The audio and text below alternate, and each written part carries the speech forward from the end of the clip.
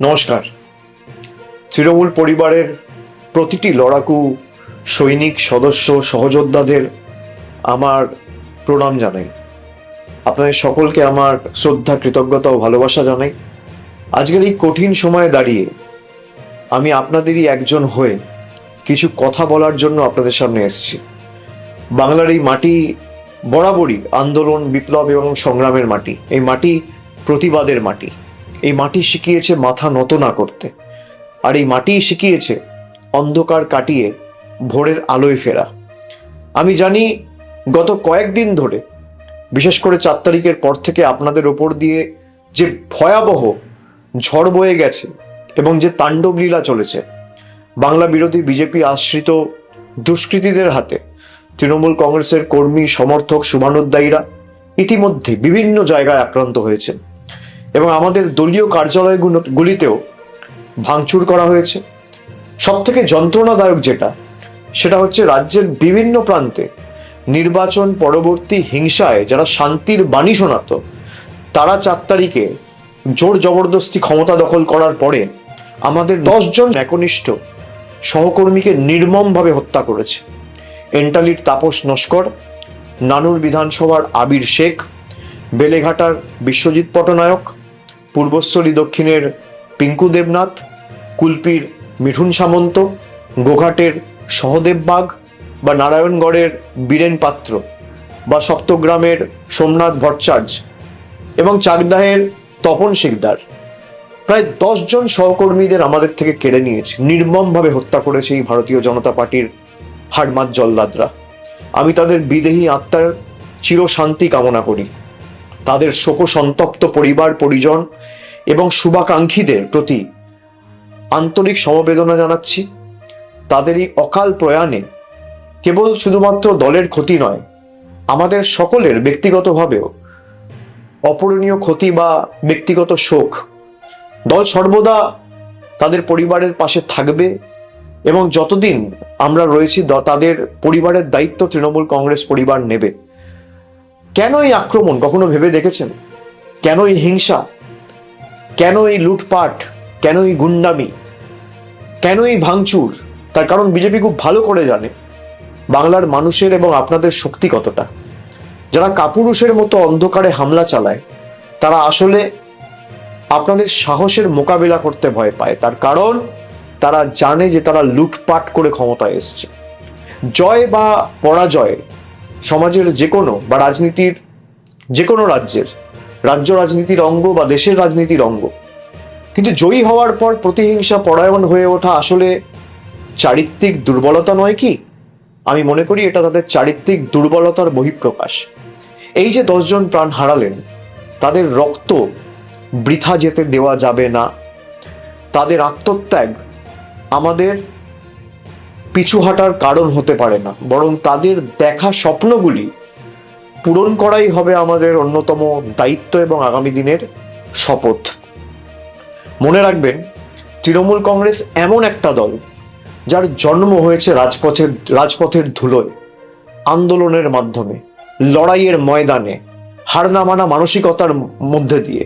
মনে পড়ে সিঙ্গুর নন্দীগ্রামের সেই দিনগুলি, যখন চারিদিকে ছিল শুধু বারুদের গন্ধ আর সিপিএম এর হাড়মাত বাহিনীর লাঠির আস্ফালন। তখন কি আমরা কেউ মাথা নত করেছিলাম? ভয় পেয়েছিলাম? দমাতে পেরেছিল তৃণমূলকে? উত্তর হচ্ছে না। আমরা সেদিনে বুক চিতিয়ে দাঁড়িয়েছিলাম বলেই আজকে বাংলার মানুষ আমাদের সুযোগ দিয়েছিল 2011 সালে, এবং আমরা বাংলার মানুষের হৃদয়ে জায়গা করে নিয়েছিলাম। আজকের ওই প্রতিকূল পরিস্থিতিতে অন্য কিছু নয় বা নতুন কিছু নয়, এ হলো এক অগ্নি পরীক্ষা। সোনা যেমন আগুনে পুড়ে খাঁটি হয়, আমাদের সংগঠনকেও, তৃণমূলের সর্বস্তরের সৈনিকদেরকেও এই অগ্নি পরীক্ষার মধ্যে দিয়ে আরো শক্তিশালী হয়ে উঠতে হবে। আপনারা সকলে জানেন 2014 লোকসভা নির্বাচনে আমরা 34টি আসন পেয়েছিলাম। পরবর্তীকালে 19-এর নির্বাচনে লোকসভার ভোটে আমাদের ফলাফল প্রত্যাশিত না হলেও আমরা 22টি আসনে জয়যুক্ত হয়েছিলাম। তারপরের যে নির্বাচন 2024 সালে, সেখানে আমরা প্রায় 29টি আসন পেয়েছিলাম। দলের কাজ এবং আপনাদের পরিশ্রমে পুনরায় আমরা হারা আসনগুলো পুনরুদ্ধার করতে পেরেছি। 2021 সালে পশ্চিমবঙ্গ বিধানসভা নির্বাচনে আমরা প্রায় 215টি আসনে জয়যুক্ত করে হয়েছিলাম বা জয়লাভ করেছিলাম। মানুষ গণতান্ত্রিক রায় দিয়ে তৃণমূল কংগ্রেসের প্রার্থীদের সর্বত্র জিতিয়েছিল। এবং আমি বিশ্বাস করি যেভাবে এই লুট করা দেখেছি, এই নির্বাচনে বিজেপি কাউন্টিং এর দিনে যেভাবে লুট হয়েছে, আমরা বিশ্বাস করি যে এই রায় মানুষের রায় হতে পারে না। মানুষ আমাদের যা রায় দেবে আমরা মাথা পেতে নেব, আমাদের কোনো অসুবিধা নেই। সে 80 হতে পারে, সে 8 হতে পারে, সে 10 হতে পারে, সে 50 হতে পারে, সে 100 হতে পারে, সে 200 হতে পারে। কিন্তু 100-র বেশি আসনে কাউন্টিং এর দিন যেভাবে একতরফা লুট করেছে কেন্দ্রীয় বাহিনীকে ব্যবহার করে, আমরা নিশ্চিতভাবে আগামী দিন বিচার ব্যবস্থার কাছে বিচার চাইব। আমরা ইতিমধ্যে দাবি করেছি কাউন্টিং সেন্টারগুলোর ফুটেজ রিলিজ করা হোক। বিভিন্ন জায়গায় আমাদের কাছে কাউন্টিং এর দিন যত কন্টেস্টিং ক্যান্ডিডেট রয়েছে তারা আমাকে যখন ফোনে জানাচ্ছিল যেই ভোটে ইভিএম হয়েছে আর কাউন্টিং টেবিলে যে ইভিএম আনা হয়েছে দুটো সিরিয়াল নাম্বার ম্যাচ করছে না। যখন রিটার্নিং অফিসারকে বলা হচ্ছে, রিটার্নিং অফিসারের কাছে কোনো উত্তর নেই, তখন কেন্দ্রীয় বাহিনীকে ডেকে তৃণমূলের এজেন্টদের মেরে বের করে দেওয়া হচ্ছে, তৃণমূলের ইলেকশন এজেন্টের কার্ড ছিঁড়ে দেওয়া হচ্ছে, কন্টেস্টিং ক্যান্ডিডেটদের কার্ড ছিঁড়ে দেওয়া হচ্ছে, কাউন্টিং হল থেকে বার করে দেওয়া হচ্ছে। যারা লুট করে ক্ষমতায় এসছে, যারা মানুষের ম্যান্ডেটকে ম্যানিপুলেট করে ক্ষমতায় এসছে, তারা ক্ষমতায় বেশি দিন টিকবে না। আমি বিশ্বাস করি সত্যিটা মানুষের কাছে যথা সময়ে উন্মোচিত হবে এবং সঠিক তথ্যটা মানুষের কাছে উপস্থাপিত হবে। যারা জোর জবরদস্তি কেন্দ্রীয় বাহিনীকে কাজে লাগিয়ে, কেন্দ্রের অফিসারদের কাজে লাগিয়ে, মাইক্রো অবজারভার কেন্দ্রের, কাউন্টিং সুপারভাইজার কেন্দ্রের, কাউন্টিং হলে যারা আছে তারা কেন্দ্রের, আর বাইরে যারা গার্ড করছে কেন্দ্রীয় বাহিনী কেন্দ্রের, এবং একাধিক জায়গায় যেখানে সারা দিন ধরে ভোট হয়েছে, মেশিনে যেখানে 60%, 65%, 50%, 55% চার্জ রেকর্ড হয়েছে, আমাদের কাছে তথ্য রয়েছে, সেই মেশিন কাউন্টিং হলে আনার পর দেখা যাচ্ছে 96%, 97% চার্জ। আমি তৃণমূল কর্মীদের বলবো, এর জবাব মানুষ আগামী দিন দেবে, ভরসা রাখুন মানুষের উপর। লুটপাট করে কেউ ক্ষমতায় বেশি দিন থাকতে পারে না। যারা রাষ্ট্রশক্তিকে ব্যবহার করে, পুরো দেশের এজেন্সিদের ব্যবহার করে বাংলায় লুট চালিয়েছে, যেদিনকে কেন্দ্র সরকার ক্ষমতা থেকে যাবে বা যেদিনকে এদের লোকসভা ভোটে পরাজয় হবে, সেদিনকে বাংলার গদিটাও মানুষের রায়ে এক রাতে চলে যাবে, এই বিশ্বাস আমি রাখি। আমাদের অস্ত্র হলো আপোষহীন লড়াই, আমাদের অস্ত্র হলো আমাদের হার না মানার মানসিকতা। এই একতাই আমাদের সব থেকে বড় ঢাল। আমি আপনাদের সকলকে অনুরোধ করছি, একে অপরের হাত শক্ত করুন। বাংলার মানুষ জানেন তৃণমূল কংগ্রেসের কর্মীরাই তাদের একনিষ্ঠ কর্মী এবং তাদের বিপদে আপদে প্রকৃত বন্ধু। আপনারা আবার মাঠে নামুন। আমাদের যে পার্টি অফিসগুলো জোর জবরদস্তি ভেঙে দেওয়া হয়েছে, সেই পার্টি অফিসগুলো পুনরুদ্ধার করুন। হাইকোর্টে ইতিমধ্যেই মামলা দায়ের হয়েছে, আপনারা জানেন, এবং সেখানে যে পিটিশন ফাইল হয়েছে, আজকে হাইকোর্ট মহামান্য বিচারপতিরা তারা রায় দিয়েছে যে যারা ঘরবাড়ি ছাড়া, যাদের দোকানে ভাঙচুর হয়েছে, যাদের বাড়িতে হামলা হয়েছে, যারা এলাকা ছাড়া, ঘর ছাড়া, গ্রাম ছাড়া, পাড়া ছাড়া, তাদের সবাইকে আগামী দিন প্রশাসনকে বাড়িতে ফেরাতে হবে। আমি প্রত্যেকটা তৃণমূল কংগ্রেস ব্লক এবং জেলা নেতৃত্ব এবং অঞ্চল নেতৃত্বর কাছে অনুরোধ করব যে আপনারা ধরে ধরে যারা এলাকা ছাড়া তাদের বাড়ি ফেরার ব্যবস্থা করুন। কোথাও যদি কোনো প্রশাসনের আধিকারিকরা আপনাদের সাথে সহযোগিতা না করে, আমাদের সরাসরি জানান, আমরা তাদের বিরুদ্ধে কন্টেম্প্ট মুভ করব। হাইকোর্টের অর্ডার যে যারা ঘর বাড়ি ছাড়া, তাদের দল না দেখে, রং না দেখে, জাতি, দল, ধর্ম, বর্গ, বর্ণ নির্বিশেষে তাদের বাড়িতে, দোকানে এবং নিজেদের গন্তব্যস্থলে, নিজেদের জায়গায় তাদের ফেরাতে হবে।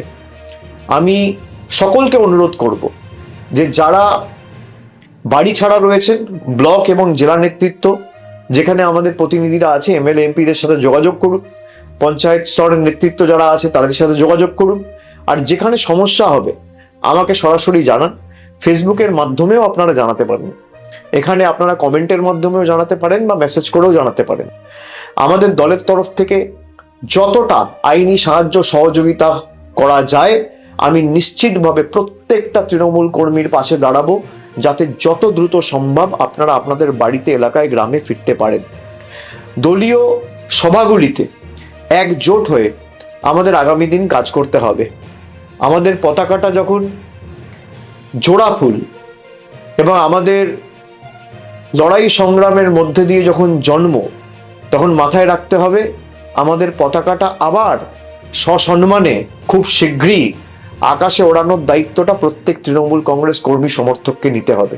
তখন দেখবেন বাংলা থেকে আতঙ্কের কালো মেঘ সরে গেছে। জেলা সভাপতি ও জেলা নেতৃত্বদের নিয়ে মিটিং, সভার আয়োজন আপনারা করুন, কিন্তু সেখানে কেউ কোনো উস্কানিমূলক কথা বলবেন না, এটা আমাদের কৃষ্টি সংস্কৃতি নয়। আমাদের সভা হবে শান্তির বার্তা, সম্প্রীতির বার্তা, ঐক্যের ডাক দেওয়ার জন্য। দলীয় কর্মীদের বলবো আপনারা শক্ত থাকুন, দল আপনাদের পাশে আছে। আমি গত 10 দিন ধরে সবার সাথে কথা বলে কারা কারা ঘর বাড়ি ছাড়া তার তালিকা তৈরি করে আমরা হাইকোর্টে জমা দিয়েছি।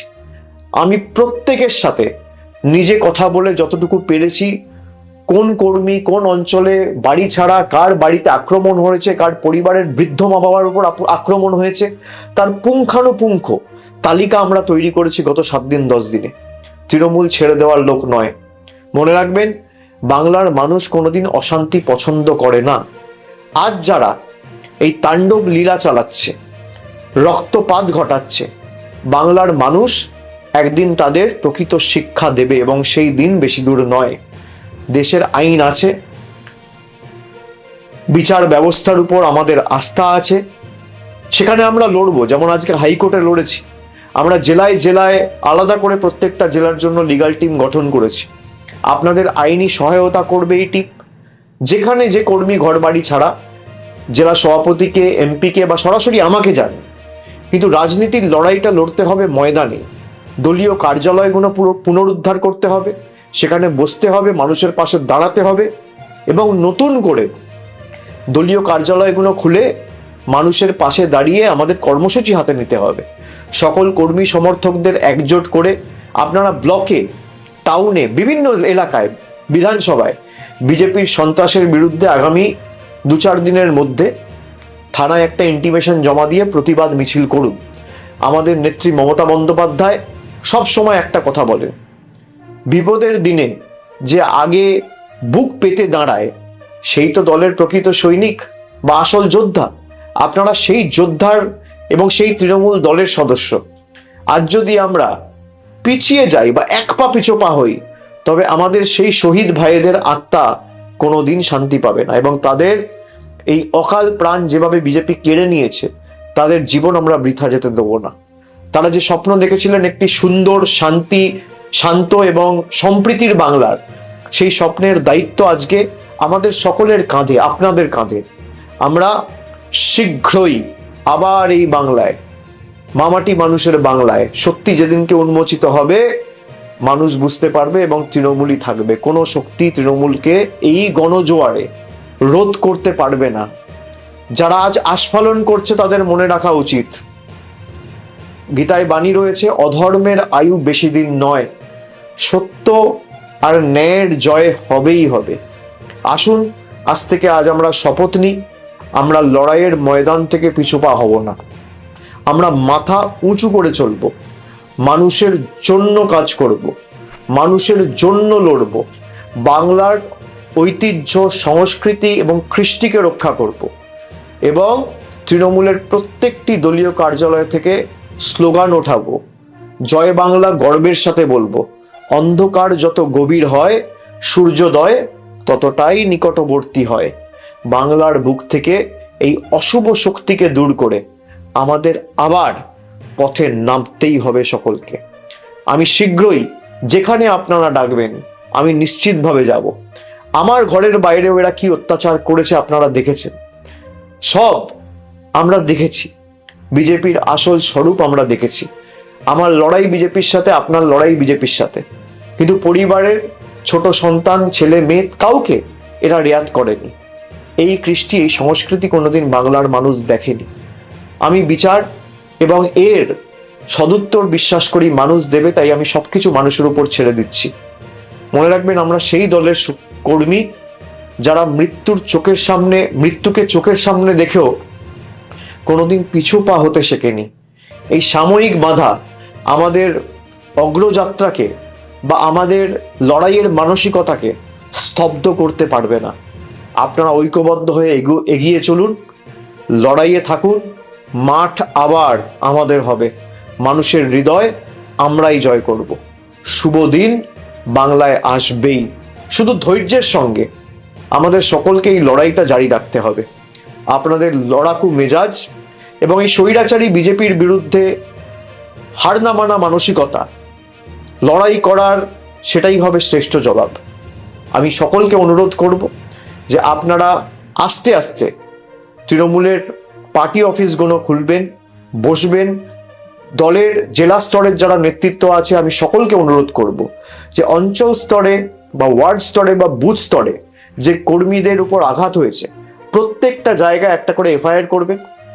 এফআইআর যদি না নেয় থানা, তাহলে স্ট্রেট একটা অনলাইন এফআইআর করবেন এবং 48 ঘন্টার মধ্যে ফিজিক্যাল কপি থানায় জমা দেবেন এবং কপিগুলো আমাদের পাঠাবেন।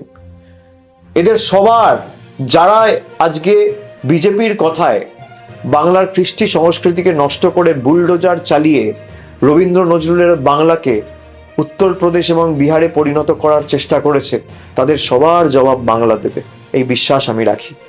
জয় হিন্দ, জয় বাংলা, বন্দে মাতরম।